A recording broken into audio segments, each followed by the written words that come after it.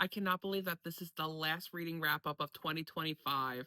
Let's talk about all of the books that I read in December. The first book I read was Heated Rivalry by Rachel Reed. And the really funny part about me reading this book was that I had no interest in the book at all. I was like, I'm going to watch the show. The show looks really good. I'm interested in the show, but I do not care about this book whatsoever. Flash forward to the show premiering, they dropped the first two episodes. I watched them, and suddenly this book is on my Kindle and I'm reading it. It was really good. It's just as good as the show. It's just as good as everyone said it was. Shane and Ilya have off the charts chemistry, and I'm currently reading The Long Game and having a fun time. I then followed up my hockey smut with a bunch of trauma. I picked up The Sword of Kaigen by Emma Wong.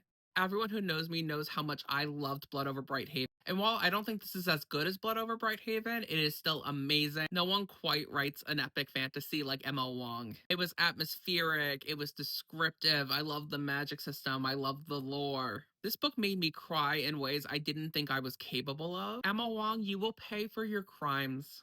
I then picked up Told You So by Macy Neely. I listened to the audiobook because she narrates it, and I love when the author of the memoir narrates the audiobook for it. I don't really like to cherry pick and nitpick people's life stories, so I'm not really gonna go that route. What I will say is that this gives you a lot of insight about what it's like to be a part of the Mormon church and the expectations that are placed on you.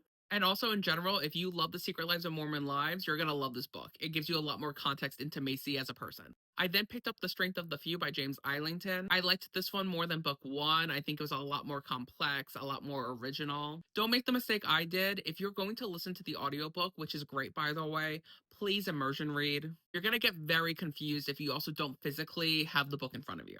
To capitalize on the holidays, I picked up Holly by Adeline Grace. This is a holiday novella that is the last book in the Belladonna series. And I thought that this was really cute. I loved seeing all of the characters again.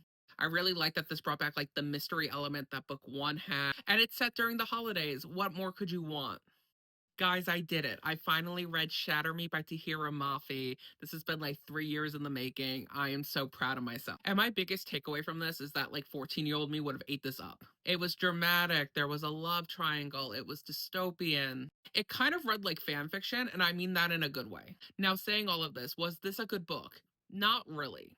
But I had a lot of fun, and I'm very excited to continue the series. Finally, I ended this month and this year with a bang. I picked up The Poet Empress by Shen Tao.